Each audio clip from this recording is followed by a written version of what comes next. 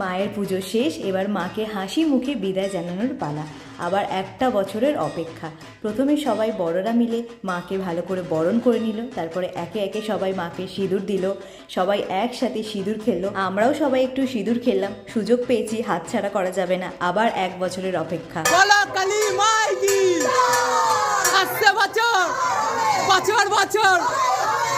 মায়ের বিদায়ে যা যা রিচুয়ালস থাকে সেই সব কিছু করে আস্তে আস্তে মাকে নিয়ে যাওয়া হলো। এই পুচকেটাও একসাথে তালে তাল মিলিয়েছে আমাদের।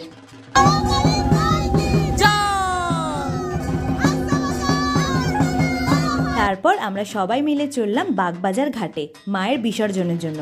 বাগবাজার ঘাটে বেশিরভাগ বারোয়ারি ঠাকুরই বিসর্জন হয়, বড় বড় ঠাকুরের সেরকম ভিড় হয় না। আমি আমার এই মামার বাড়ির কালী পুজোতে প্রায় 5 বছর পর এলাম, খুব মিস করতাম এই দিনটাকে আগে। আস্তে আস্তে মায়ের বিসর্জন সম্পূর্ণ হলো, আবার এক বছরের অপেক্ষা। দেখা হচ্ছে পরের ভিডিওতে, বাই।